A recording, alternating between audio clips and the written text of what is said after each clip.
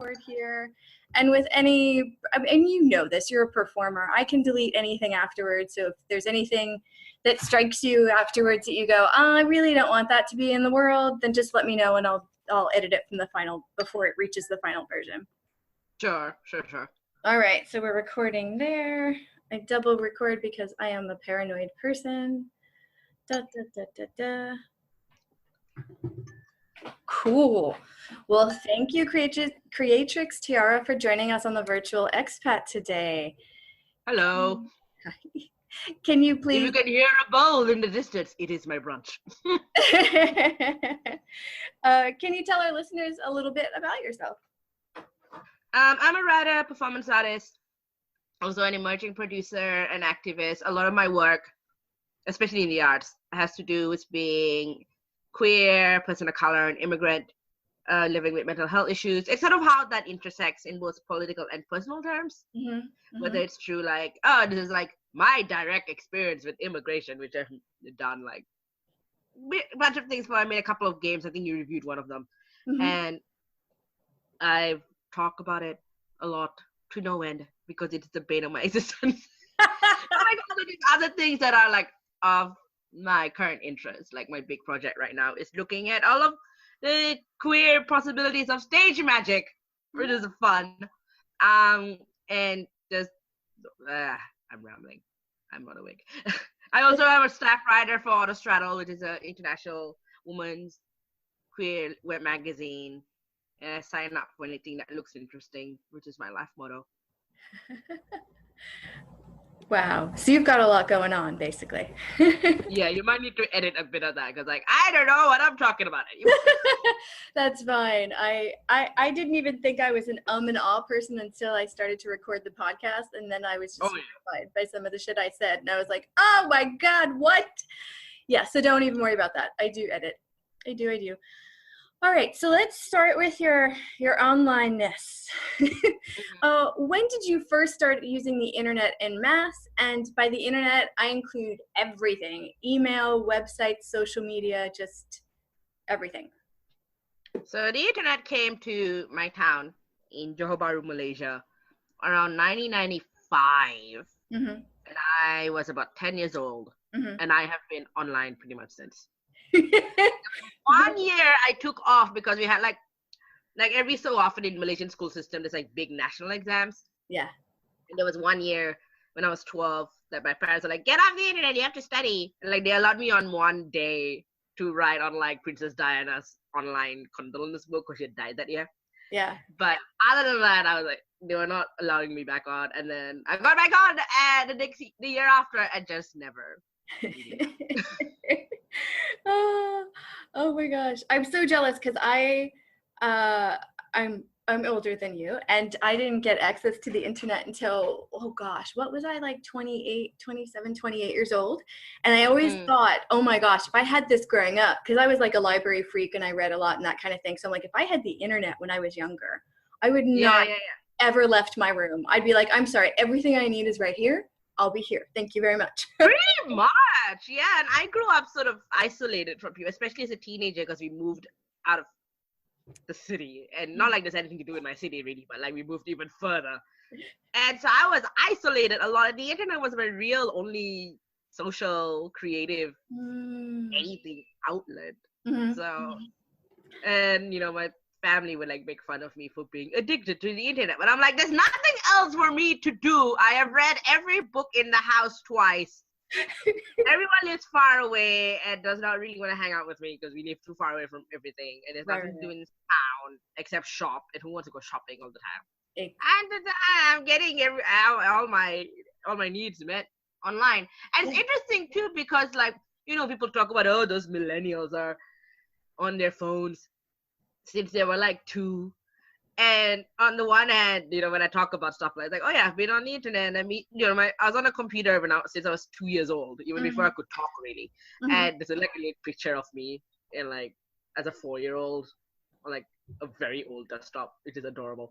But but also it's like it wasn't that common when I was growing up. Like the internet was super new, and like people were familiar with computers, but nowhere near the extent that I was. Like my school's IT department was me. When you were in like primary school? Well, not so much primary school, but like secondary school, we had like a little computer room. Yeah. And you could be like a sort of prefect for that room. So you had shifts and man the room. But it was basically like, who was the person in the school that knew computers best? so on the one hand, I did have that kind of like, oh, millennials in the computers lifestyle. Like, this was very unusual. Mm-hmm. I stood out, you know, Yeah. for spending some time online. Yeah. If I was born like a decade later, then it would be super common. But back then, it was just me, this weirdo. Yeah. You started a trend. Sort of. I hope so. I don't know. So let's dig into it. Do you remember what you were doing online at 10? Was it like communication, games, website? There was I wish I remember the name, but there was this one website that was for kids, and basically it was getting kids to write. Mm-hmm. Remember, you could ask for books to review, which was very exciting. So I always pick like the laziest books, so I was also a bit of a lazy bastard. but you could like write stories on there. GeoCities had just begun or something. Yeah. So I was on the chat rooms a lot. Yeah. And it was back when GeoCities had like the sort of neighborhood things going on. So you weren't just like geocities.com/your username, but geocities.com/area51/50212, you know, and like then they stuck to this neighborhood system. Yeah. So that's what I did as a kid. It was a lot of writing. Oh, wow. Blogging before blogging was a thing. Right. But that's like an insanely useful thing to be doing. Why would people be complaining that you're spending too much time online if you're learning, like honing in on that skill? And I don't get it. What's the complaint? Go get it. Well, my parents were just like, go do something. I was like, what else do you want me to do? Like, I grow up watching stuff about, you know, like American media. It's like, oh, you're grounded, blah, blah, blah. And I'm like, I don't see why this is a problem. No. Like I said, I grew up without the internet, and I have an unreal amount of television experiences under my belt for that very reason. And I'm like, if I was online, I would have had so much more like interesting, relevant, like worldly kind of stuff as opposed to bad sitcoms. Right, Wow. It's so interesting because it sounds like people were like demonizing the electronics instead of the actual, like, what were you doing with it? I mean, I don't know them necessarily demonizing.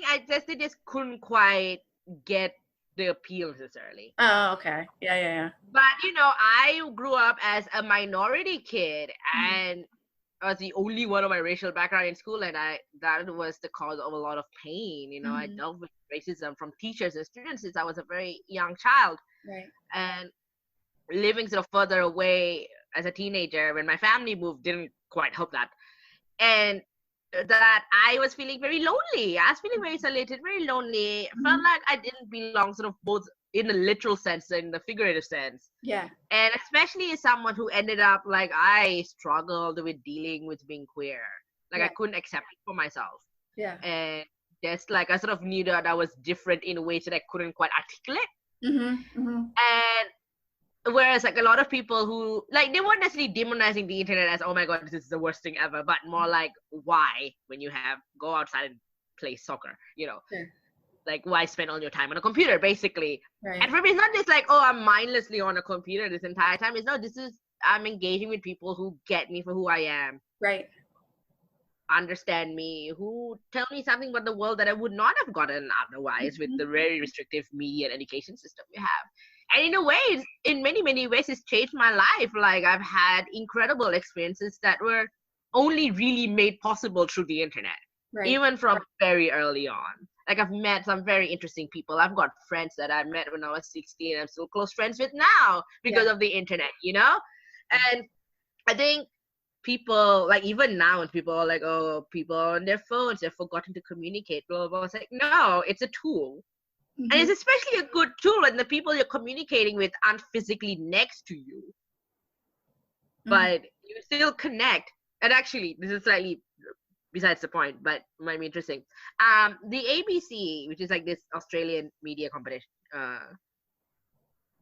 the government-owned media system in Australia. Mm-hmm. They just published this thing yesterday, mm-hmm. which was basically like this online photo essay where they went to people in the city and asked them what's on your phone. Okay.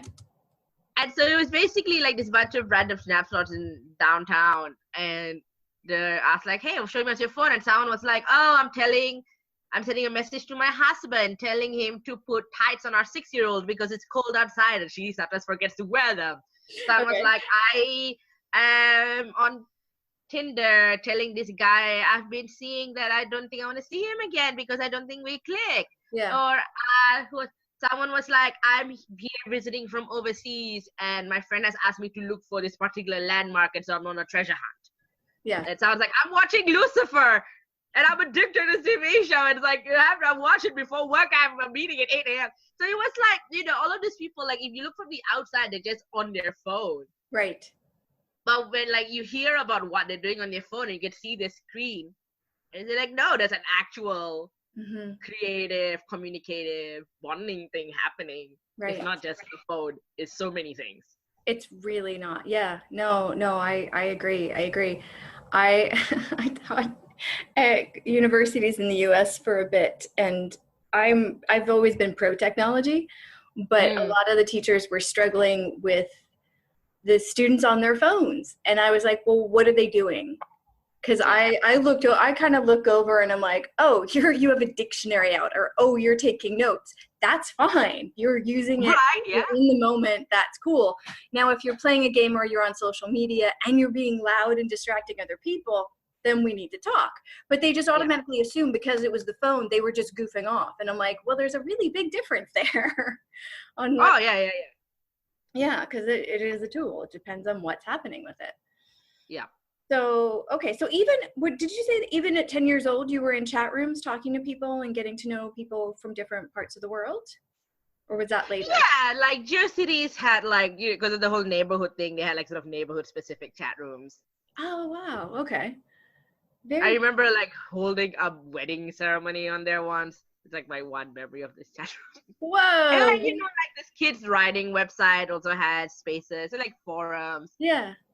And this was like just before instant messaging systems were a thing. So it was all mostly like web-based. But yeah, they were just like connecting to people a lot from around the world. And like email groups were a thing. Yeah. So, newsletters. Sort of like what before Yahoo groups were like that kind of idea. That's what that was. Yeah. Do you remember zines? You know, it's interesting because zines weren't really much of a thing in Malaysia. I think partly because our mail system is not the greatest. And also our media is very restrictive. Like even now, we have a new government for the first time ever. And even then, it's not super clear if they're going to like make it less restrictive.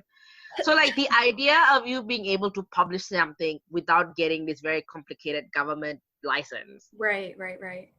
Was hard to fathom. And I think maybe if I was in certain other cities, maybe I would have been near more of a zine culture. Because I know there's definitely a zine culture in Malaysia now.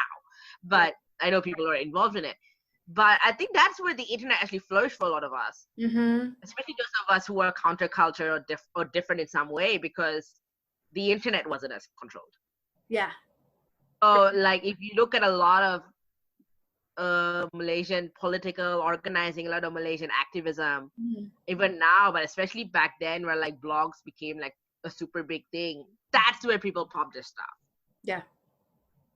Online, like there's people in parliament right now who first got known because of their blog, you know? Wow. Yeah. So I think like when it came to independent publishing, the internet really was that for a lot of Malaysians, because that was the one thing we had like more free access to compared to everything else. Yeah. What were people using when they first started to do blogs? Were they on a computer? Were they on a tablet or a phone or? Oh, this would have been like way back. It like 2004 was when like blogging really hit as a thing in Malaysia. Yeah. So like, I don't even know if iPhones were a thing yet, but so it would have been on people's computers, and people would just host a website on, I don't know, somewhere, whatever domain name and web host they wanted. And there were like various websites and web rings that would like link people together so you can find each other that way. Yeah. And yeah, it was just a pretty active scene. But like even before that, I think that's sort of the Malaysia specific one where it was also like there was a couple of very prominent news bloggers, for example, or like people who are very special interests, so people talk to each other. And I think around by that point, stuff like ICQ and MSN Messenger were also a thing that existed. So, you know, people would chat that way, but mostly it was through sort of self-hosted blogs. Like I miss Grey Matter. Grey Matter was great. It was like a proto WordPress, but I prefer Grey Matter. It was so easy. But yeah, the reason I bring that up was like a few years before that when I was around 16, so 2001, that kind of year. I was part of this like really big thing online of teen girls making their own personal websites with like an online diary, which was basically a blog, but no one used the word blog at the time. But yeah, we had like these personal diaries and we'd change our layouts and aesthetics every 6 months or so because that's what you did. And people were like, oh, you must have content. Because none of us really understood what content was. So just basically have a bunch of tutorials on how to make stuff. And you have like all of this like fan listings for a thing where it's basically like a mini fan site and you joined it by like taking a badge that people design and putting it on your website. Like, I'm a fan of so-and-so. And oh my God, fandom. Online fandom. Huge thing. That was mainly what I did with my time on the internet. I made the biggest Savage Garden fanfic archive. I'm still a Savage Garden fan. I love Darren Casey's. Nice. Well, with good. But yeah, that was sort of my main thing. I'm sort of bouncing around because I'm not remembering things. But yeah, online fandom is the thing. That's where I met most of my friends. I made fan websites and we had like little forums and we'll like link to each other and people will do like online projects. Like the Savage Garden fandom was super creative. We had multiple attempts at like, here, send in a page for a scrapbook I'm sending to Darren and Daniel. Or there's a song they did called Crash and Burn, where the music video for that song had Darren doing the song in, I think, Auslan's Australian Sign Language. And so what this one person did was that let's try a Guinness World Record and translate this song into as many languages as possible. And so we got like, I don't know what happened to the project, but we got like about 50 languages or maybe more from everyone just like translating the lyrics. That's amazing. So, you know, sort of like a kind of very creative people working with each other and making all this stuff. We love this one band. And is this still online? Which one? The one where you translated the song into. I don't know. I remember looking for it a little while ago, but I couldn't find it. I don't know if because this was like ages ago. Yeah. But it was like such a fun project. Like I got my family involved. So I was like, oh, who vaguely, like my dad vaguely knows some Turkish because he did his master's in Turkey. I was like, hey, can you help like figure out a Turkish sentence? And like, I don't know if I can proofread it. But yeah, you know, just kind of like very like, and that was just my particular fandom. But across the board, you know, so many people made like so much fanfic and fan art and music and just like this. So, and people were like making theories about things. Like the Harry Potter fandom had a bunch of very big websites. And they tried to discuss stuff in the books, like, oh, what do you think happened with this happened? Or what would have happened in this other time, you know? Or, and then you have like websites that would report on what was happening on the fandom, including any drama that came up. Just like, why are people like this? Oh my gosh. Okay, so yeah, it was just like so many people connecting and making things and responding to things. And so whoever was like, oh, the kids are passive on the internet. Oh no, nothing passive about this. Just don't know. No.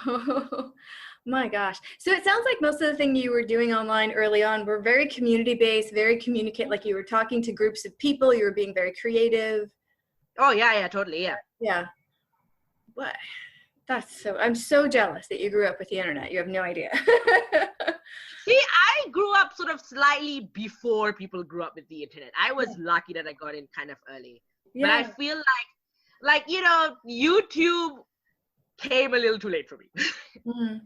Podcasting came a little too late for me. Just because I wasn't around like good technology when it became more of a thing. And like I remember I was in uni in Australia when YouTube started becoming a thing. But we had very slow internet, so it's not like I could really upload anything reliably. You know, I feel like just like quotas, you can only use so many megabytes, and then you have to like pay or get. I hate that kind of system. Yeah. Yeah. Why Australia? I feel like if stuff like YouTube or podcasting was more of a thing like half a decade earlier, I would be so into that. But they all should have showed up, and I was like busy with university. I still busy writing and didn't quite have. Because I always used like the oldest computer ever, because I always used my stuff until it broke and then kept going. Yeah. And I was like, no, it still works. We don't have to be spending money to upgrade it. And then just like. Are you kidding? The computer I'm on right now, I bought at a secondhand used computer shop in Iowa, smack dab in the middle of the US. Super small town. It was like $250 and it barely functions, but it still turns on. So I'm going forward. Yeah, right. Yeah, like the one I'm using right now is like a friend worked at this like refurbished laptop place and had this sitting around, gave it me for free. That's awesome. Yeah, and this is like yeah. yeah. If YouTube and podcasting were a thing half a decade earlier, I would be on it so fast. So wait, you're saying podcasting came too late, so you're not a fan of podcasts? Is that what you're saying? Well, not so much fan of podcasts, but more like how are we making so many? Oh, right. Yeah. You know, because I was writing like a demon online. I didn't necessarily, like, you know, you could like record stuff, like you could record videos and upload them. You could record audio and upload them. Yeah. But it wasn't necessarily super streamlined. And your file sizes were like massive. So you'd be waiting 2 days for a file to download on freaking dial-up internet. You know? Yeah. So there's only so, like, it wasn't writing, it's just text, you know?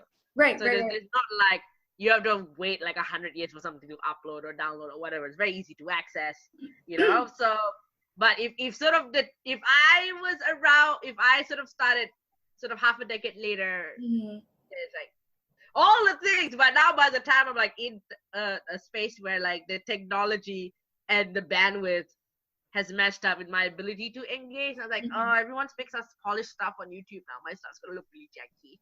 There's still some less polished stuff, but yeah, the market's getting absolutely inundated with stuff. And even podcasting, people are still saying we're still in the early stages of it, but there's so many podcasts already out there.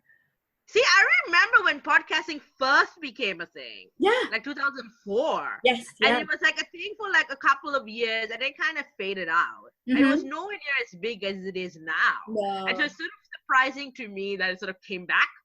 Like, oh, this thing returned. Yeah, that's a good point. I wonder what brought it back. Because I was even listening to short clips that were very podcast-esque on websites before podcasting on like, apparently, I didn't realize this, but podcasting called podcasting because of the iPod.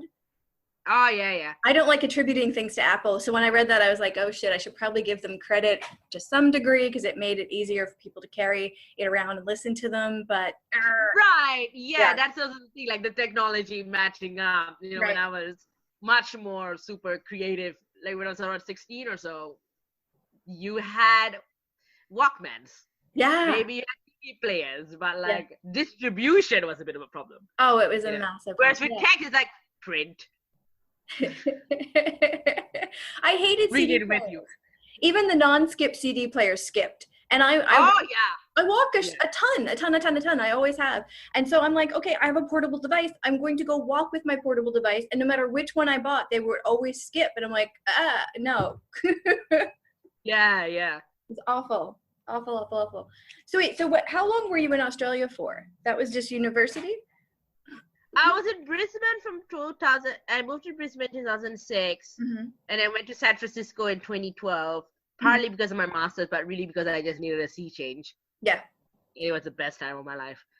And I was back in Malaysia for about 9 months between 2015 and 2016. And now I'm in Melbourne and I have been since 2016. Oh, okay. Wow. I can't write that fast. All right. So you bounce around the places. you're in Brisbane I know so little about Brisbane. I know it's a city. I know people live there, but it's not hopping with a lot of different kinds of art stuff and food culture and all that like Sydney and Melbourne is, right? So here's the thing about Brisbane. There's a movie out there called All My Friends Are Leaving Brisbane. Okay. And it's such a trope. Yeah. And it has basis in reality because a lot of the artists you'd see that are in Sydney or Melbourne, even like New York, San Francisco, wherever, Brisbane. A lot of them started in Brisbane or had spent some time in Brisbane. And then I was like, I'm done. I'm moving on. And then go somewhere else. Like, even when I was in San Francisco for about 3 months, and then I lived there for 3 years, I ran into people from Brisbane. A lot of Melbourne art scene people are people I've known from Brisbane. I just basically started there, hit a wall, left. So what was the wall? You might know about Brisbane people than you realize. Because I've met them at other places, yeah. Right, exactly, yeah. And they're like, oh, where do you come from? Brisbane? Wait, hang on, which neighborhood? We're like, oh, across the river. Great. So it's a good place to have met people and then left. Yeah, people start there and it's like, okay, I'm done. Moving on. So what's the wall? What makes people leave Brisbane? Well, I can't speak for everybody, obviously. But in my case, it was just, I was like, well, there's not very many people of color in the various scenes I was in. And so I felt very lonely again, which is where the internet came in handy. Yeah. But I almost lost a burlesque career there because I was very outspoken about the racism in the scene. And that just got me blacklisted a lot from places. No one really wanted to hire me or let me perform with them anymore or whatever. Yeah. So I lost that. I was just like, I was also struggling a lot with job hunting because of visa reasons and that sort of putting a damper on what sort of things I could apply for. And it just got to a point where it's like, I can't, I'm stagnated. I'm spending so many days in bed at home depressed because nothing is happening for me. Right. I was like, I need a change. It was literally life or death. It's like, I need a change. So I went to San Francisco and found my people and had a great time. But yeah, I feel like a lot of people also kind of felt very similarly. It's just not necessarily to kind of the dire emergency extent that I had. Sure. Maybe not as bad. But other opportunities come. Like a lot of if you want to do media stuff, Sydney is where a lot of them are. If you want to do art stuff, a lot of the stuff that's happening is in Melbourne. Yeah. Or you go overseas, especially if you are a minority in some fashion, because Australia, just even in cities like Sydney or Melbourne, can be very white-centric sometimes. Yeah. And so you somewhere else where you don't necessarily have to do the race 101 thing over and over again. And but Brisbane just happened. It's getting a little better in some respects, but it's very slow going, and it's just like a lot of people just go, I've done all I can in this city. Yeah. Because we have to move on. Yeah. Well, you were there for 6 years, so it sounds like you dove back into the internet again. And did you find communities online or reconnect with folks while you were in Brisbane online? I never left. Okay. It was just, I found my first. So we have this thing in Australia called colleges, which are not what the American concept of the word is. It's basically sort of a cross between a dorm and a frat house, in that it's where you live. Okay. And it's sort of like some universities have like different residential colleges. So you live there and there's sort of an on-college culture, like different colleges have different fields around them and kind of thing. Okay. And you're usually a student of the university that runs a college, but not necessarily. Like I wasn't, because the university I went to didn't have on-campus housing, basically. So yeah, but it was sort of like in the city, so it's like you live wherever. And so I went to this other one. But I found this other one because I followed someone on LiveJournal who lives there. I remember LiveJournal. Yeah. Yeah, LiveJournal. Yeah, and like I followed someone LJ who like lived in college. I'm like, hey, I'm moving to Brisbane. Yeah. Tell me about it. And so I found out and I applied, got into college, and that's how I found like my first living space in Brisbane was through the internet. Yeah. So, yeah, and then, you know, I just continued that. Like, on the one hand, there's a lot more to do in Brisbane than there was in Malaysia. Right. So I didn't necessarily feel like it was my only outlet. I had things to do. But also, I found out about things to do because of the internet. Like, I think Facebook just started becoming a thing when I was in Brisbane. Yeah, yeah. Or like, it had just started opening it to, like, outside America. Right. But I think they might have still had you had to have a .edu email address to go on at the time. Yeah. So a bunch of us started getting on there around the same time. And you start meeting people that way. And people like, come to my event, or like, I'm doing a thing, it's my birthday, whatever. And that's how you found out what was happening. Yeah. And like, between the colleges, we had kind of this intranet system that was also like how people shared files for music and TV. Kind of little pirate network. But it was also like a chat roomy thing almost. Like, you'd be like downloading whatever TV series you're binging on. And in the meantime, having this chat room with people in the different colleges about whatever. Or so I'd be like, hey, food is, the kitchen is open now. Whoever's on Direct Connect, calm down. Like, okay. It was kind of like this another communication outlet. Where you reach like everyone in all the colleges sort of all at once. Oh yeah. No, you're bringing back massive memories for me. When I first got the internet at my the university I got my undergraduate degree in, we still had the orange screen, the black screen with the orange print, sort of like a DOS prompt-ish kind of experience. Oh yeah. And so we had like listservs on there for like one for like study groups, one for like buying and selling things and those kinds of things. But you had to, know the different codes to get into the groups and all that kind of stuff. I remember those. Wow. Oh, wow. Yeah. Old. But then it got much friendlier pretty quick. I mean, Hotmail came out, and then things started to look nice online compared to that stuff. I still have a soft spot for like Netscape Navigator. Oh my God, yes. Like, it's weird because sometimes I look into websites, like I think the other day I was looking for a particular thing. And all the websites, I was trying to look for tools to make crosswords with. And all the websites that was like selling crossword making tools, like it's like, oh my God, this is like 1995 web design. I don't even know if this is valid anymore, like this thing works anymore or whatever. It's like, it hasn't left, like this very specific tables and background color and font. Like, wow. Oh, I need to send you some websites because I live in Shanghai, China, and I'm not fluent enough in the language yet to use websites, but occasionally people recommend websites and I go to them and I just go, oh my God, because it's the design from early websites from the rest of the world, but with tiny Chinese characters and a ton of them, and then about 50 pop-ups per second. Oh my God. It's just this massive amount of information, and it's non-navigable, innavigable, whatever the hell the word is. It's just crazy. And so like every time somebody gives me a link that's like a Chinese website, I kind of hold my breath and I hit click and I just wait to be overwhelmed. I mean, the US government website, like whenever I apply for a US visa, they kind of send you to this other page to pay your visa fee. And that page just looks so sus. And it looks like, again, it hasn't been updated since 1995. And I'm like, are you even legitimate? You look like a scam right now. Oh yeah. This is how old-fashioned you look. Like, are you sure? Are you sure, really? Oh, it's so bad. It's so bad. Bad front-end design is just a nightmare. It's just, it's bad. There's it's not Coursera. There's an education platform that I cannot remember for the life of me the name of right now, but they let the educators create their web. They have the technology, but you're supposed to create your course and including the visual part of it. Is it Blackboard? What's that? It was not Blackboard.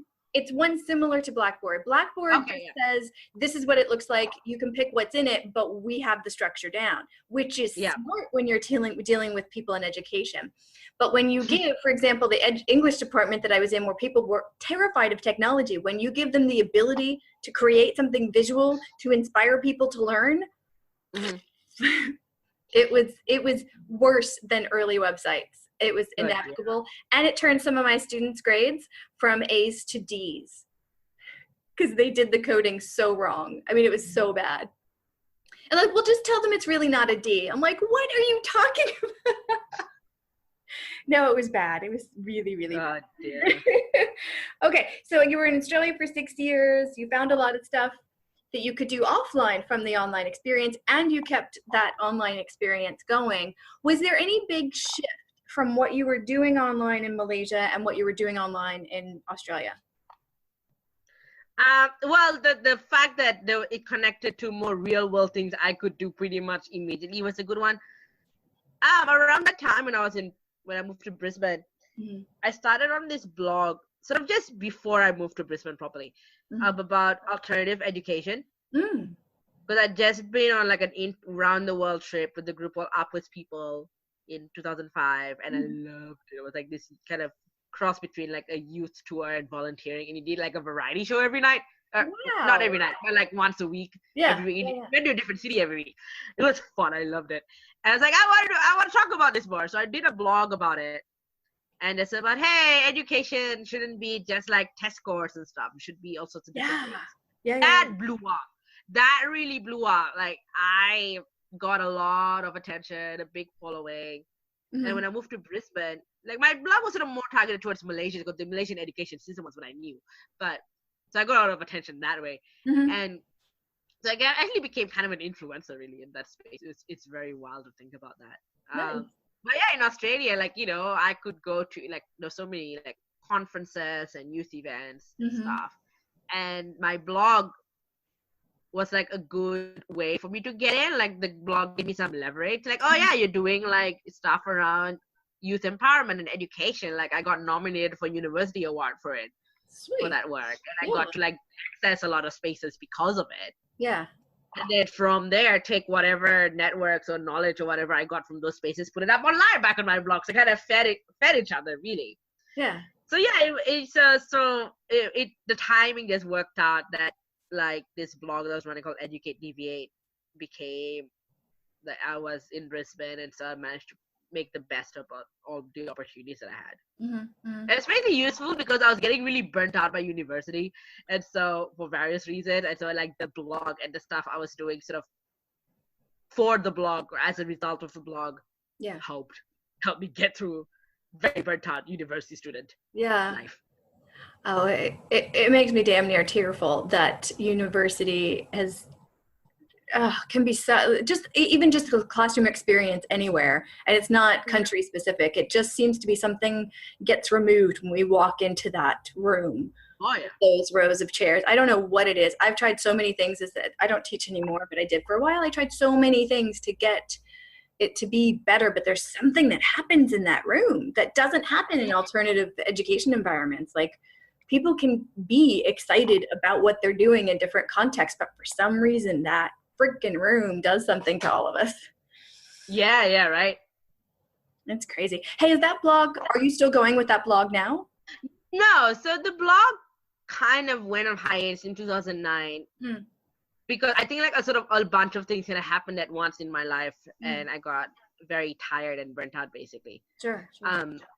But so it's like I felt like I just need to move on, and that's how I got into performance art, was really just trying to move on from this. So the blog is still up as a resource, and I still sort of talk about alternative education stuff, so it's still an interest of mine, but mostly in terms of like on social media, talking about, hey, the hyper focus on grades is not useful. Or like I still find interesting opportunities, and even though I've aged out from a lot of it too, because a lot of them have a cap of around 30. And I'm going to turn 33 in a couple of weeks. So, you know, I'm a little too old to be a youth. I am no longer a youth. I am ancient. I can't even do the stuff I would promote about. Now, you know, if I find stuff that's cool, like I see young people are really teaching, they're like, yeah, go young people, do the thing. And it's interesting because when I started, and like even before the blog started, after I finished high school, I was so burned, and I just like dealing with like a mental health diagnosis. I was like, I can't continue after high school. So I took a year off. And back then, it was unheard of in Malaysia to take a year off. People were like, no, go to university immediately. Yeah. Study medicine, always medicine. And like, then go straight to, I was like, I can't, my brain just cannot. So I took a year off. My parents were like, okay, cool, that's fine. And so I had no plans. I just did whatever. Like I went to the US for a few weeks to follow a band I liked. It was like, but my family had family there. So like, hey, let's go visit them while we're out there. I took a dance class because it was there. Nice. I took a break. I just took a break. I started like doing a bit of writing because there was some opportunities, sort of freelancey stuff, and got connected with the Malaysian freelance writers community. So that was good. But it became like such an unusual thing. And so I took a break and then I went to uni in Malaysia for a bit, which was a bad idea because the university I went to turned out to be a hot mess. I met a lot of good people there, but you don't go there to study. Oh. And that's why I went to the Upward People trip, was sort of kind of me dropping out of uni, and then I went for this trip for 6 months, for about like somewhere between 12 weeks, I think. And I wrote an article. I sent a letter to the editor in a Malaysian newspaper about it. Oh yeah, because in the year I took off, I also like the Malaysian. I'm jumping around my timelines. I realized, but when I took the year off from high school, I joined the Star, which is a Malaysian national English language newspaper. They have a program called BRATS, which is like their youth journalism program. Oh, okay. And so I joined BRATS as a youth journalist, and that's how I started actually doing professional writing. Like my first gig was through there. Yeah. I got to be part of this group that interviewed the prime minister and the leader of the opposition for a National Day special. So it was a really good opportunity, really. And so I joined BRATS, did a bunch of things with them, did uni in Malaysia, which again failed terribly. Not on my fault. It was just not a good place. But I met a lot of good people there. Yeah. But like went on this trip with Up People, and then after my trip with Up People, I wrote about, hey, so I took a break from university. How weird is that? It's like, but I think it should be more of a thing, because I think it really helped me. Like I felt a lot better and got all this good experience, and I felt stronger now. And now I think I might have already had just moved to Brisbane, or I was about to, by the time I wrote the letter. And then at some point, now every so often, the same newspaper would email me wanting to do an essay on gap years. I think sort of after it's become more of a thing to do in the last decade or so, but definitely not when I was doing it. Like I was unusual. Yeah. And so it's like every 3 years or so, someone from the Star would be like, hey, we're doing an article about gap years and we want to interview you. And I'm like gradually like the oldest person in this essay. Like we went from like, Tiara's now doing her bachelor's in Brisbane. Or like Tiara is now working as an artist in Brisbane. Tiara is now doing her master's in San Francisco. And it'd be like all of this like 18-year-olds talking about having just come back from a year in the UK. It's like, am I the grandmother of gap years in Malaysia? Well, you started the trend, so they keep coming back. I started the trend, Sama. Or like I started writing about it, and now I'm like some sort of thought leader. But yeah, like the Educate Deviant blog kind of became like that a lot. Yeah. And I became this kind of thought leader for alternative education in Malaysia. Like a lot of people like looked up to the work that I was doing because I was the only person talking about it at the time. Wow. And now there's like a lot more activity around it. Like there's now a lot of opportunity and there's like more options. But I think a lot of it was probably because of my blog starting things. And it was just me going, I think one thing's changed. I think these can change. Yeah. No, but that's the beauty of the internet, that can go out to many, many, many people with that too. Right. Yeah. Yeah.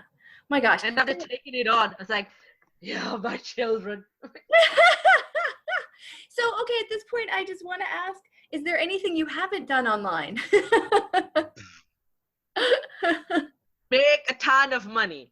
Oh, yeah, that part. Yeah. I know.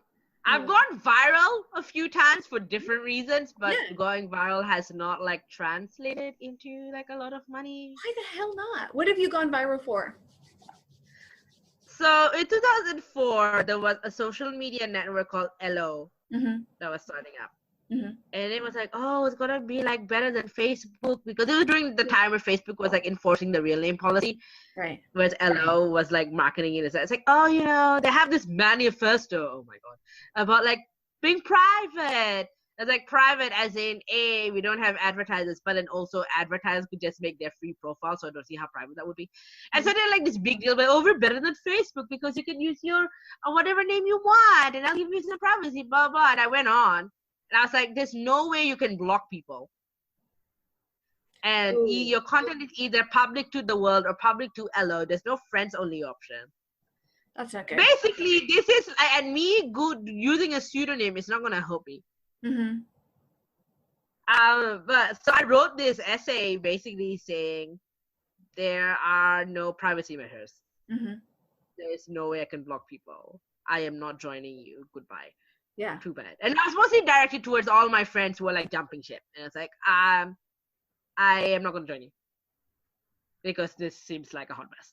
Yeah. And then, kind of 24 hours later, and on my birthday even, which was the weirdest birthday of my life, the essay went viral. The Washington Post linked to it. Wow. And then everyone else followed on. Yeah. The half-book called me Tiara, the anonymous drag queen. Which I kind of regret not actually using as my username at one point. Oh, that was it. Wait, the anonymous drag queen was your username? No, someone on HalfMo, like in linking that article, cited me as Tiara, the anonymous drag queen. I had to like add the writers like, hey, Tiara, the anonymous drag queen is a bit of a misnomer because Tiara doesn't make me not anonymous. Also, I'm not a drag queen.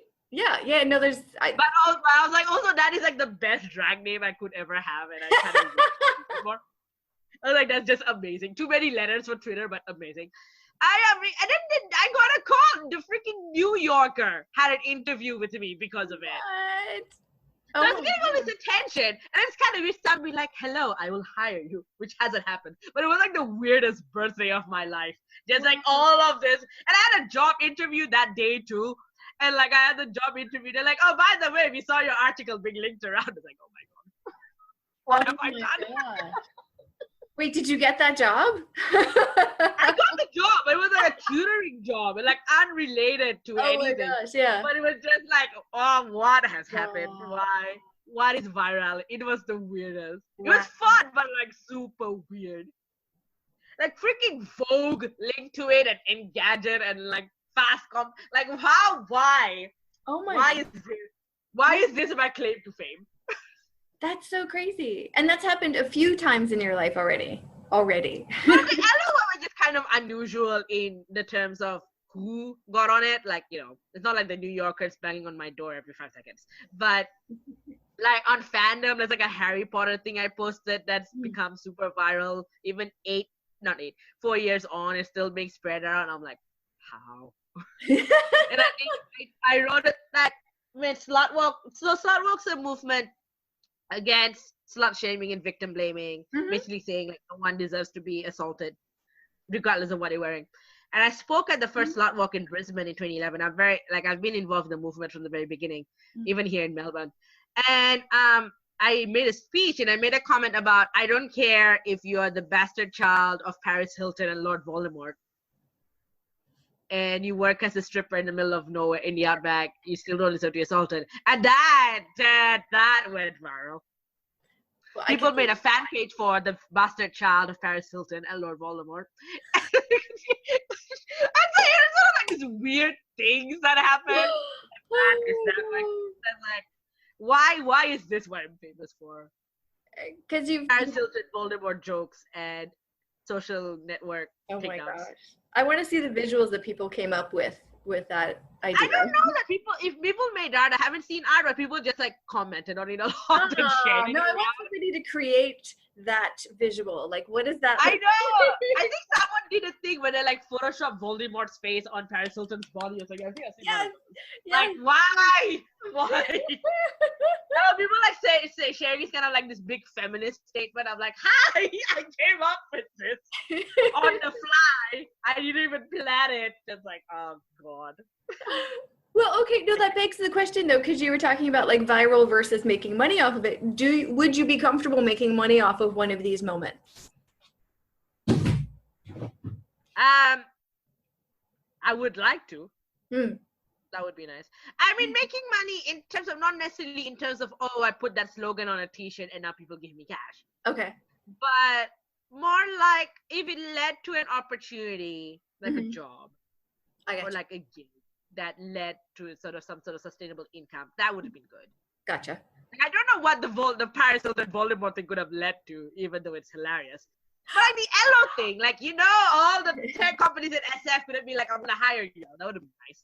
That would be nice, yeah. I just think I have this problem, and it's sort of a pervasive problem I have, where I get a lot of attention, but it doesn't necessarily translate into something tangible. Like, I'm finding this with my show right now, my Queer Lady Magician show, where we have very good brand recognition. Like, we have a lot of media attention. Yeah. We have a lot, like people know about us. We have like very strong aesthetic. You know, the graphic design's amazing. Our photography is amazing. So people know and love the concept, but it hasn't exactly translated into ticket sales. It's like a lot of people going, oh, but if you were in New York, I would buy front row. I'm like, can you just help us make it this one show? So that's the thing. Like, we have a lot of attention, and a lot of interest, but the element where people convert that attention into sales or into like we did a crowdfunding campaign, and that worked out, but that was also like because a lot of times there were a couple of people who were able to give more money, right, a step day, but that was still very tenuous. Like, oh my god, it could have gone very, very wrong. Right. So it's like, if I still haven't figured out what that conversion is. I haven't figured out how to convert all the people going, oh my god, I love your social media feed. You put out such good content, and or you know, if you look at my website, my portfolio is like 100 pages long, but getting off from thank you for the compliment and thank you for the retweet. Now actually just give me money. That's me now. And I kind of like, I know it's petty to whine about this. Nope. It's like, oh, I wish I had your problem. But like, sometimes when people talk about like, oh, make sure you retweet your friends' art because that's how, you know, they'll get exposure. You support your friends. And like, I kind of want to yell, stop retweeting, start paying me. Yeah. Because I will get less attention if it meant like I was not precarious with my finances all the time. Yeah. Like, even if it was like one, but that one led to like a regular gig where I didn't have to worry about making rent. That would be better than like 30,000 retweets and nothing, you know? Right. No, that is the reality of it, is that you can be a creative person and put a lot of stuff online, but how does that equate into sustaining your life? I have no idea. And I think people assume fame equals fortune. Yeah, no, yeah. And I'm not even that famous in comparison, but I know, like, you know, Gabby Dunn wrote this essay years ago about how, despite being a YouTuber and a fairly well-known one, she still had to get extra jobs to afford rent. And it's like, all that likes, all that views don't translate as much as people think it translates. But I think people think like, oh, if you're famous in a way that I know what your name is, that means you're just as famous as a Hollywood celebrity, and therefore you have that same amount of money. It's like, no, not anymore. Fame and fortune have really disconnected. Really different. And especially when you're doing like self-produced projects, like if you had like for movie stars, they have like a production company behind them, and they have agents, and they have all these people, and they pay them when they do the movies. If you're producing your own stuff and putting it online or doing it in person, you're the one doing it. So unless somebody gives you money for the project, you can't pay yourself for those things that you're doing. Right. And like, people generally, you don't get paid to do media stuff because that's against journalistic ethics. So just because I have a ton of articles to my name, I haven't been paid for any of them. Yeah. So just because I'm known doesn't mean I'm stable. Right. What are your thoughts on things like Patreon when people do ask their viewers and followers to give them some money every month? I have a Patreon. But again, it's been a little slow going. Like, I have 35 subscribers and I make about $150 a month. which sounds ridiculous given that I have 6,000 followers on Twitter. And I have like 2,000 on Tumblr and blah, blah, blah, and, and all, I got all this media attention and so on. But again, the conversion from, I love your work to, and here's some money. And some of it is because a lot of my work tends to resonate with people from communities that are already underprivileged and don't have a lot of money to spare. And it's often like we're just paying each other the same $100 in a circle. But like also there's like a lot of other people who definitely have more funds than I do. But I don't know what in their brain doesn't translate to, and therefore maybe if I help even contribute $1, it would help you be able to afford things that let you continue making that content. And like a lot of people when I talked about my difficulties with say job hunting or fundraising or whatever, they're like, oh well, just make stuff. I'm like, I've made buckets of stuff. My resume unedited goes on for about 10 pages. I'm making more stuff. Not my problem. Yeah. No, it's crazy. No, it's totally crazy. Yeah, I don't know. Like when I started the podcast, a lot of my coworkers, because I still have my day job because there's no the path towards making money in podcasts is like insane. And so my coworkers were like, "Oh, what's that?" Sponsored by Squarespace. Oh, it's just nuts. And my coworkers were like, "Oh, are you doing this for a business?" And at first I was just like, I need a platform. I used to write a lot and my eyes kind of went wonky, and this is now easy to do online. So I'm going to go vocal with it. I'm going to have that outlet. And so I wasn't even thinking that for the first year and a half. And I was just like, no, I just want to create something. And now I'm finally like, okay, I have put a ton of work into this. I would like to get sponsors or do something like that. But it's just, it's like, where do you put your energy? It's like the creative energy, make the thing, and then the energy to collect people to fund the thing is just like. Yes. The admin takes so much work and people don't appreciate that enough, I think. Yeah. But like just apply, like, oh my God, do you know how long an application takes? Like grants and stuff. I've heard they're just nightmares. And somebody told me about a grant for podcast the other day, and I'm terrified to look at the website because I know it's going to be like this ridiculous amount of stuff to fill out. Yeah.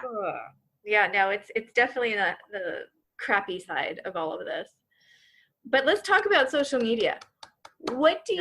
Is there anything, have you ever decided I'm not going to put this on social media? Like any kind of thing in your life that you're not going to ever post online?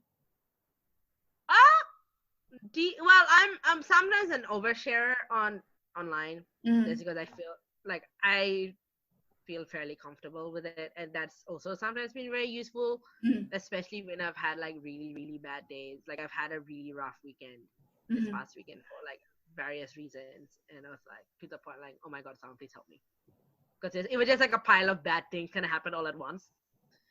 But sometimes if I put it out there, I found help. Like this past weekend, I've had like a lot of things happen all at once that were not good, and I was already like in a bad spot mentally.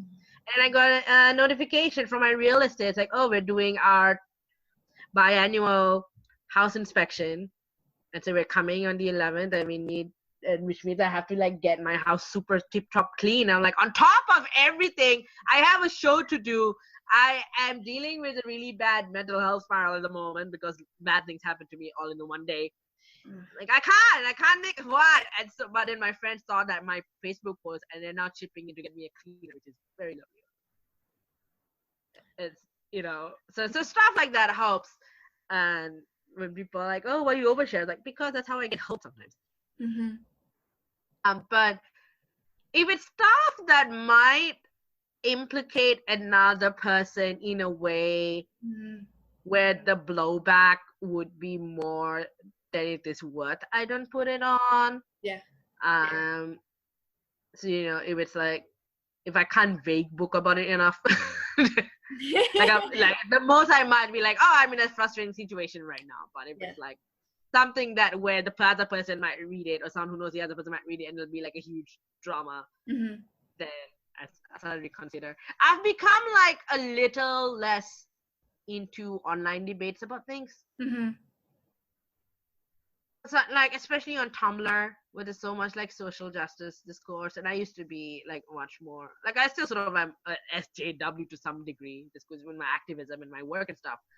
But Sarah does like sort of this debates on stuff from like online. Where it's like we've talked about this in 2009, and I'm too old for this. Yeah. It's like, just like the same old. I'm just like this again, and just like moving on. Like I might have an opinion on it, but it's like an opinion I've stated 5 times already. Right. I'm tired. I am a tired older person. Leave me alone. How many times are we going to talk about this and still nothing is changing? Yeah. Right, exactly. Like I am moving. Like I am just going to let this be. They can be wrong on the internet, whatever. They don't need. I'm done. No, that's absolvement. I hadn't thought about that. I used to be on a lot more forums and things for different interests, and I've really fallen off a lot of those. I think for that very reason. I feel like the information in the conversations were nice, but now people are in different social media parts too, so I can find them there. But the conversations and the debates and the trying to fix things within whatever area, whether it be travel, living overseas, or writing, or any kind of issues, I feel like those just kind of people just wanted to argue, and I'm like, no, I don't want to argue. I want to make change. There's a really big difference exactly there. Yes. Yeah.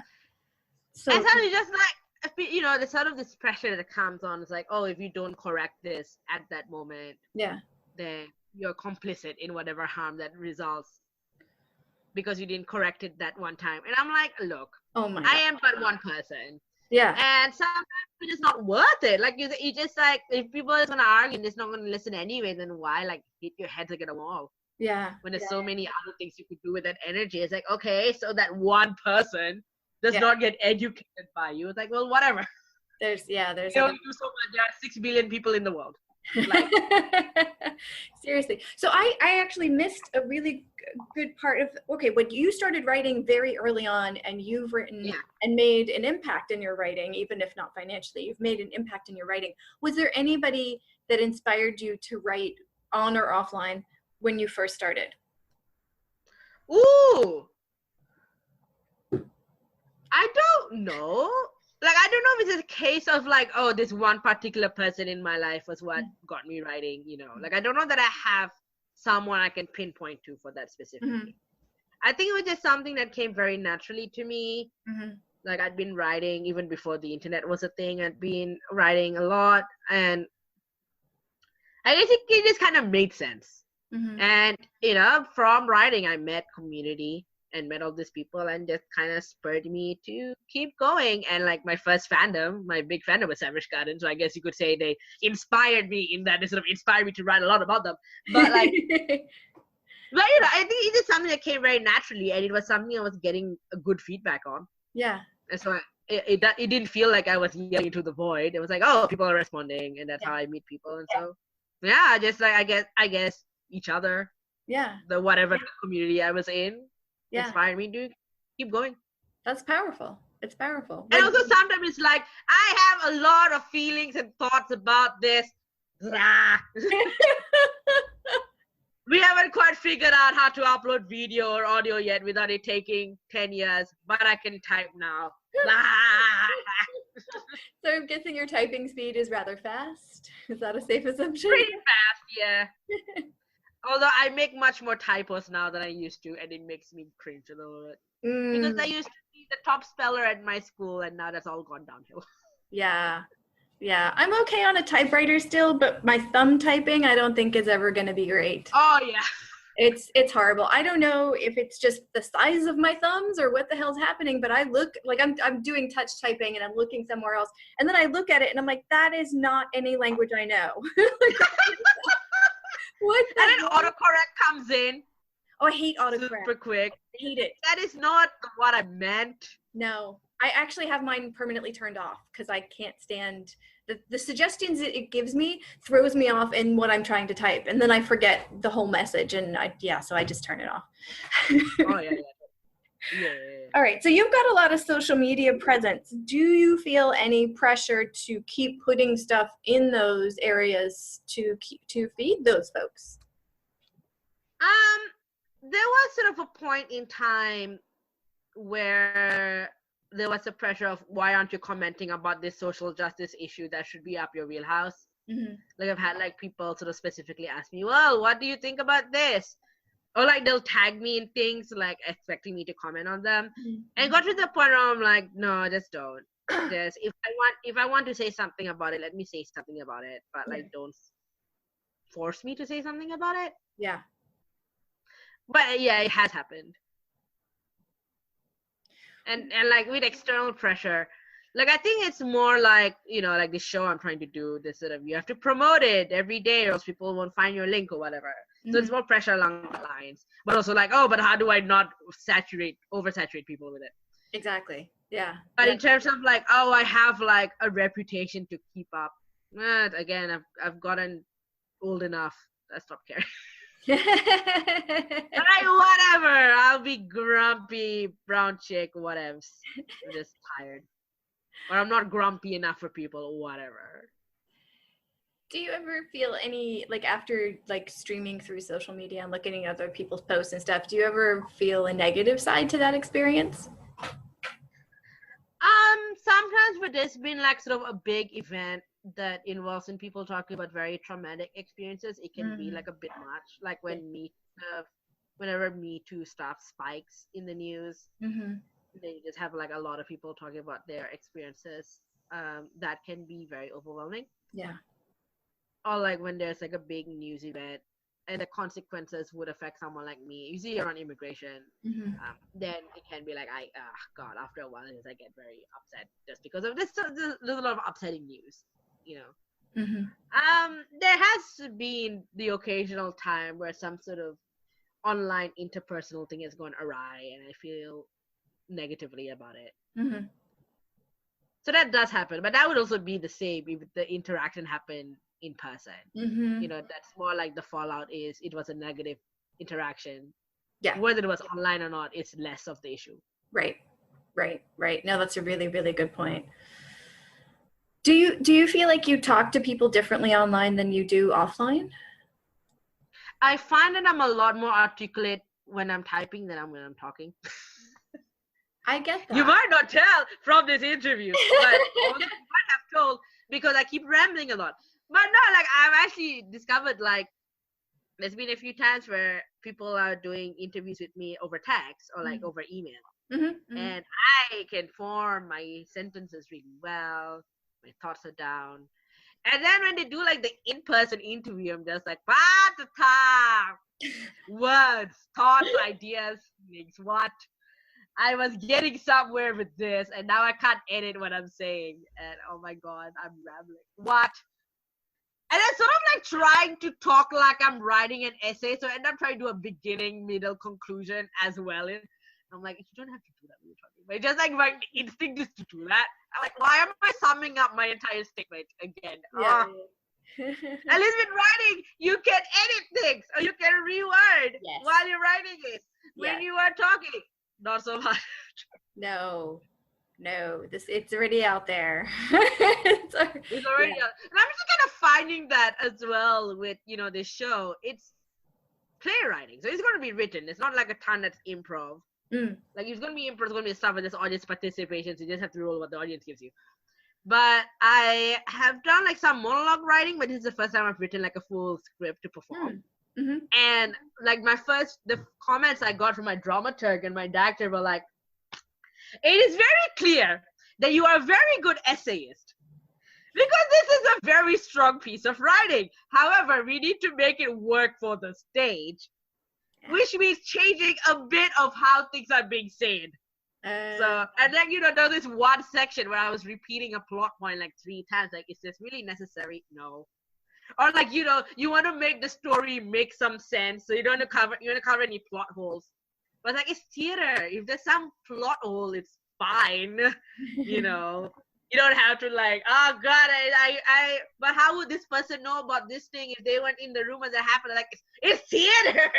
You can fudge it. You don't have to have the character re-explain what happened to the person out of the room. You know, like even just all of that stuff. Yeah, so it's like kind of like changing between like writing on paper or on screen, which I don't necessarily think of like, oh, I have to write this as a paper. It's just how I write normally. And then writing for the stage, which is a whole other beast, and just, oh my God. Oh my gosh, oh my gosh. Oh, we completely skipped over San Francisco, which is crazy. So were you in San Francisco for 3 months or 3 years or? I was there for 3 months at the start. I did a summer residency. Yeah. And then I fell in love with the place and went back there to do my MFA. Yeah. And so I was there for 3 years. Nice. So 3 months at first, then back in Brisbane. I was like, I want to go back. I miss it. Wow. So what, it's interesting because you did a lot of stuff with alternative education, but then you did the formal bachelor's and master's anyway. Why? The bachelor's was because my parents were like, please get a degree. Fair enough. I didn't want to. But I was like, okay, fine. But I get to choose where and I get to choose what I'm doing. Even though I'm like talking about it. And I was like, I want to leave the country. And they were like, oh no, but what if you get murdered? Blah, blah, blah. I'm like, it'll be fine. Yeah. It'll be better than being stuck in this country. And so that was mainly just so to make them happy, really, was really why I got the bachelor's. Sure. I would have necessarily done it otherwise. It would have just been like traveling or something or doing more random stuff. The master's is more because that was the easiest way for me to be in the US more than 3 months. Fair enough. Yeah. And I picked the MFA specifically because it was low residency and it was very flexible and you could do whatever you wanted. And so I'm like, cool! So that was more like my vehicle to get in the country and, have like enough space to do all the artsy, activisty, queer stuff that I was athletic for. Cool. So it wasn't the most rigorous program, but it was fine. That's fine. But okay, so when you moved from Brisbane to San Francisco, did what you do online change at all? So I had met a lot of connections in San Francisco online even before I left. Okay. And so, especially when I was there for the summer, it was like I could put all faces to names now. And, I got to connect with the community I was building online because I was feeling so isolated in Brisbane, especially with the performance arts community. Yeah. All of the people I was really interested in were in the Bay Area. And so it was really good to be part of those connections and spaces that I could only see online previously. Yeah. And, and I guess in some ways, there's like a lot more stuff online. And again, that's how I found out what was happening. There was people posted a lot of the events online, or like you hear from people's friends, be like, oh, we're looking for blah, blah, blah, and they'll share their post and whatever. And by that point, compared to when I was in Brisbane, stuff like Facebook and Twitter became more of a thing. So just more of that happening, really. Okay. So it sounds like sort of not super dissimilar, but there was more to do with it. Okay. Than I was with. Yeah. So it sounds like no matter where you were geographically, your online life was steady and kind of like I don't want to say a grounding force. I don't want to put words in your mouth, but it sounds like it didn't change much no matter where you were geographically. I get it adapted to whatever local thing was happening at the time, especially my final year in the US. I was on a bunch of Slack chats. Because that's when Slack became really a thing, and there's like a LGBT in tech Slack and a woman in tech Slack. Instead of like I was exploring tech and games at the time. Okay. A lot of them had their own like special interest Slack chats. Okay. So that way, I found a lot of people that way, and yeah. You'll find the occasional like part-time gig or whatever through there. Yeah. So, but yeah, there was always a presence, and also the internet was very useful for research. Yeah. Artistic input, So yeah, so in some ways, yes, it has been steady, but like the way I would use it really depended on what people in the locality were using at the time. When you share stuff on social media, do you tend to share stuff as it's happening, or do you do it like after the fact, looking back, kind of reflecting on things? Both. I think it depends on what it is.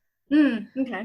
I have noticed that lately that I have become sometimes a little too busy to be live tweeting. You're like, oh man, I've been so caught up in this thing that I didn't even get the opportunity to be like, look what's happening. Like, I just got caught up with getting ready to perform. I even like post about how nervous I was.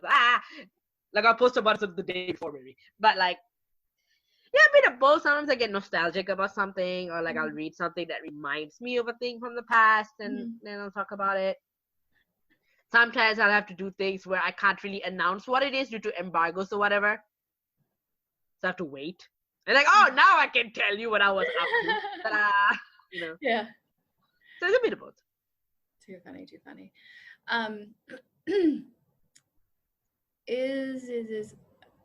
Okay, I have two kind of weird media questions that may not make it into the final one. I'm still playing with some of these questions. So this one, okay. So like a lot of people say that what we post online is unimportant, which I think is kind of bullshit. But what's the difference between somebody writing like an autobiographical book versus what we put out about ourselves online? Ooh. I guess it sort of depends on how you portray yourself online too. Like you might approach your online life like an autobiographical book. Okay.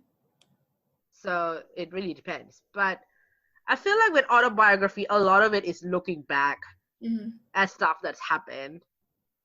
Sometimes you've had enough distance, both in time and in space, to be able to provide a perspective on it that you won't necessarily have gotten at the moment. And if your online presence is very in the moment, you're going to have a very different idea of what that moment looks like while you're in it versus when time has passed. Or even you might have had some information come up to you later that gives context to what happened before, but you wouldn't have known that at the time, you know? Yeah. So I think people put different aspects of themselves in online that they may or may not put in an autobiographical book. Like, you know, if your autobiography is mostly chronological, this is stuff that happened, but your online life is more what you're thinking at the time. Or vice versa. Or like, you know, sometimes people write biographies of themselves that are about a very specific event. Yeah. Whereas online, you know, depending, your online presence might be about all sorts of matters of things, not just this one particular thing you'd have a book about. Yeah. And also, like with the book, you have an editor, you have publishing considerations. Yeah. You have like, and I show you it. Like depending on your online presence, you may also have to consider an audience if that's the sort of way you function. But it's a very different kind of audience consideration than a book would be, because you get immediate feedback. Right. And immediate engagement, versus the book, it may be a while from when you've written the book to when people will read it. And in between, things might have changed because of an editor or a publisher or something. Sure. Well, okay, that does bring up the question of audience. For people that see all of your stuff online, what do you want them to do with it? Do you do anything with it? Do you want to inspire them? Do you want them to do something else? Do you want to, I don't know. It kind of depends on what it is I'm doing at the time. I mean, there have been times where I've specifically written something so with the intent and the hope for people to follow through with it. Like with stuff around immigration, for example, or some sort of other relevant political issue. Yeah. I write about sort of my take on it or how this affects me. Often I will also end with like, if you are in a position to do something about it, please do. Or like, it's like, you know, there's this thing going on in Australia right now around immigration in particular, because we've just had a change in prime minister, and this prime minister is, well, they've all have been, to be fair, but like he's especially been very hostile to immigrants. Yeah. And there's been like some things that happen in politics in the last few months where like the rights of immigrants have especially been under scrutiny. And you know, as I'm an immigrant, but I don't have the right to vote just yet, and I don't know if I ever will because of the way laws work and how long it takes for everything. And so it'd be like, hey, this is how this is going to impact me. Also, I can't vote, and so any opportunity for me personally to change this, I can't take up. Well, because I can't vote, so I don't have that power.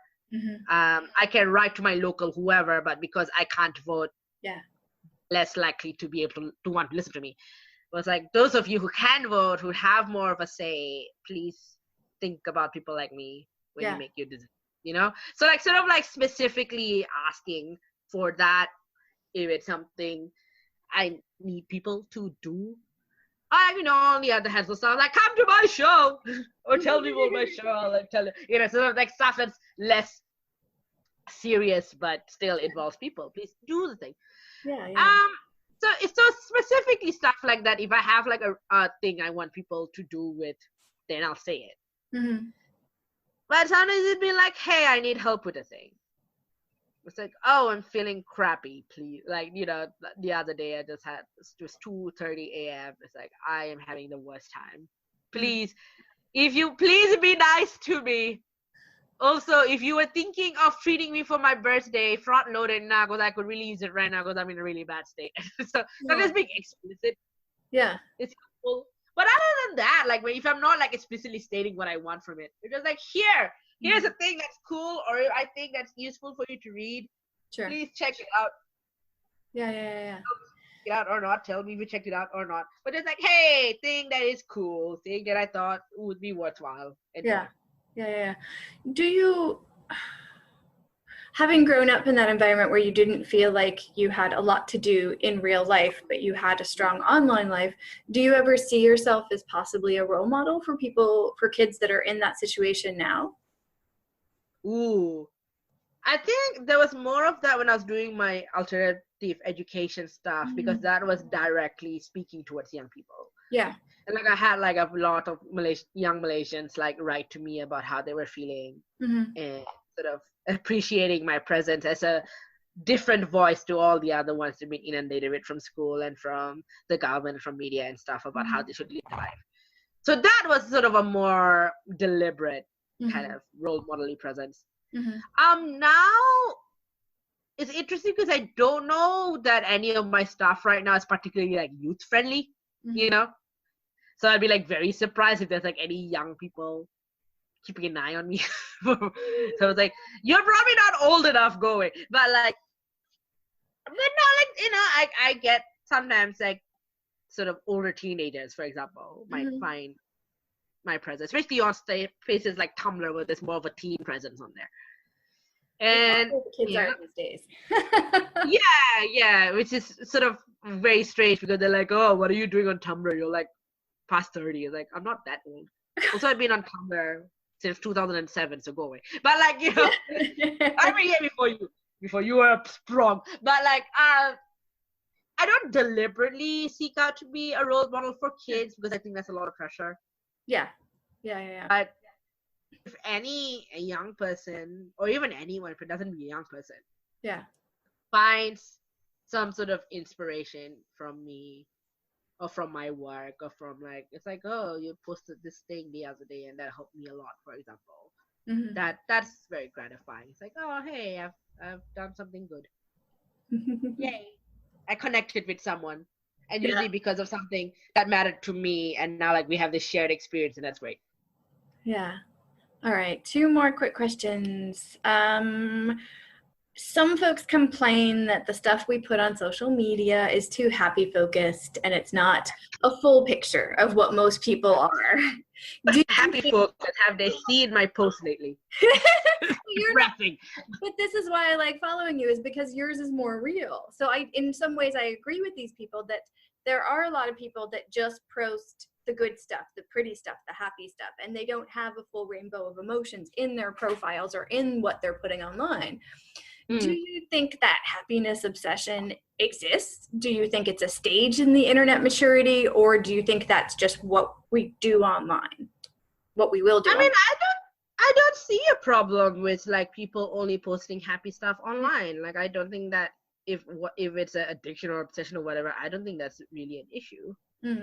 Like, you putting your life online is a very vulnerable position to be in. And if you don't necessarily trust that whoever has access to your online profiles can really hold your dark, difficult, sad parts online, then why put it up there? Like, you know, maybe you want to just keep that to people you specifically know can hold that space. Yeah. And if you feel like the only things you are comfortable putting out in the world are happy things, then That's fine. No one is entitled to every part of you.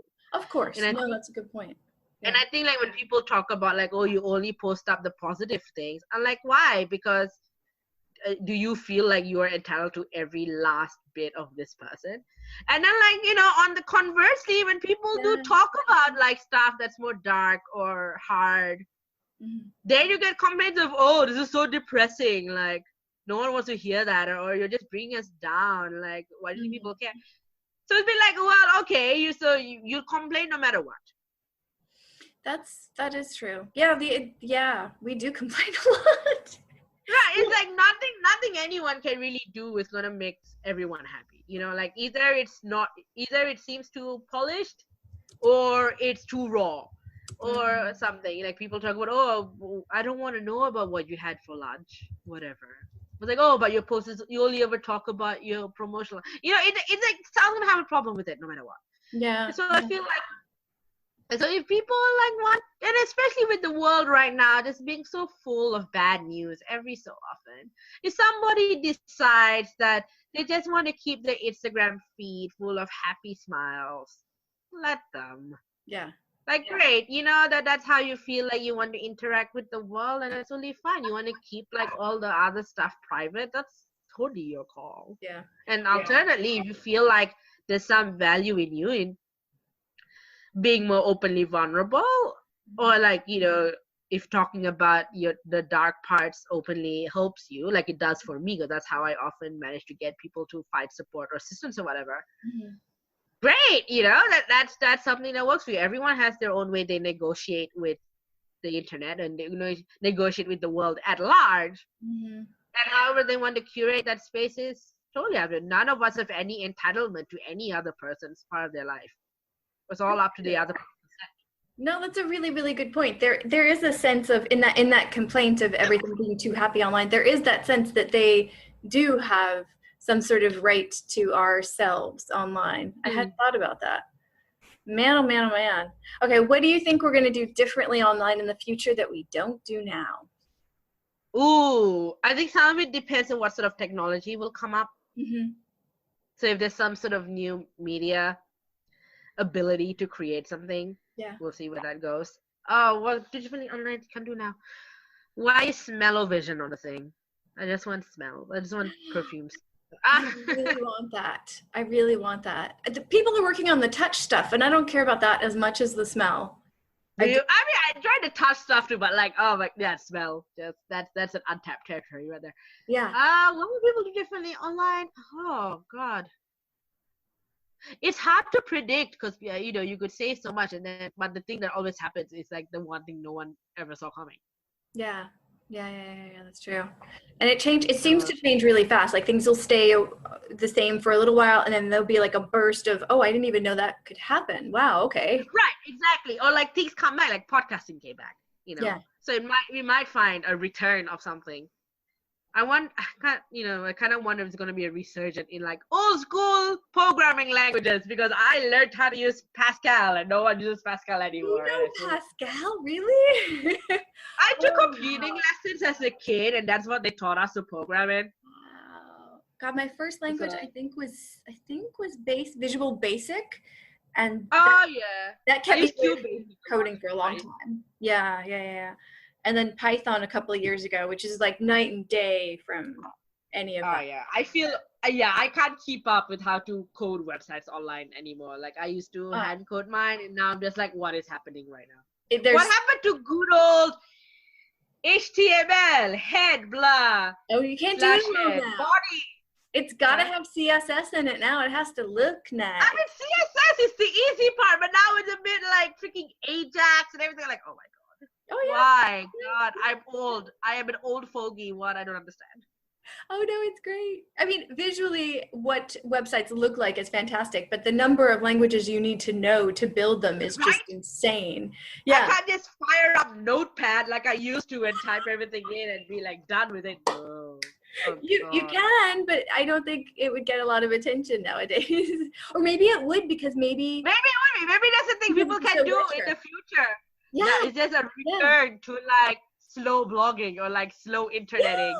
Exactly. They're like stripped down, bring back gray matter. I love gray matter, but it's like bring back all of that old school hand typed rustic video. Yeah, like I had a gentleman who, he really wanted to start a blog I think it was a language learning type thing, and he's like, but I like writing by hand. And I'm like, oh my god, why don't you write it by hand and then take a picture and that's your blog entry? Like, why don't you do that? But I think there's so much pressure to do like what's happening now as opposed to what you're comfortable with on some level. I don't know. I think I would probably read that if he did it, as long as it was dark enough that I could see it on the screen. I think that would be really cool, because that's more personal than just the typed letters, as long as the handwriting was readable. But yeah, maybe a retro thing would be the next wave before the next. Oh my god, retro websites. Oh man, we go back to like that'd be awesome. Early 2000s teen girl blogging, because that was a whole scene. That was a whole thing. Tables and iframes. Oh my god, iframes. That's great. I loved it. There you go. Slow blogging. This sort of thing. There you go. That's the next big thing. I can do in the future just things we used to do before it all got complicated. Right? Yes, and yes. All right. Last question. What else should I ask people in these interviews in the future? What's missing? Ooh. What's missing?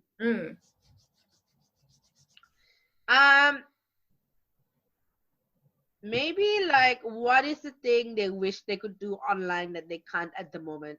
Oh, okay, either because the technology isn't there yet, or for some reason they can't access the thing because it's like US only. I like it. That I can't believe. Like for me, my answer to that question is, I wish Australia had a lot more options to send money to each other online. Oh. Venmo does not work in Australia. Cash does not, well, I mean, not cash as in paper money, but like the cash, Square Cash does not work in Australia. Sure. If you want to send money to people digitally, you have to use your bank app and get people's banking details. There's some banks do a pay ID thing, which is like an email address or a phone number, but that's like not implemented across the board so neatly. Or you have PayPal. Oh. And so, but you know, people like, oh, can I Venmo you some money? I'm like, no, because Venmo doesn't work in this country. So like, hey, banking systems of the world, please stop being country specific and let me just Square Cash. Like, a lot of my friends online, I want to support their work, but they only do Square Cash, and I'm like, I can't. Square Cash does not let me send you money, because Australia. No, even though we have like credit cards that work in any website, it's just like the banking system is not compatible. So there's that is a thing. To answer the question I just asked myself. Yeah. No, that's send money much easier ways. Wow. Yeah, for sure. Well, I'm spoiled in China. I don't know if have you heard of WeChat? Yes. Okay. Yeah. So we're like, digital currency is one part. It's mostly like a messaging platform, but there's a ton of other services on it. It's compared to Facebook, but honestly, it's got about 1 trillion other functions, and it's used all over China, and it's just a mobile phone. You can use it on a computer too, but it's a mobile phone app primarily.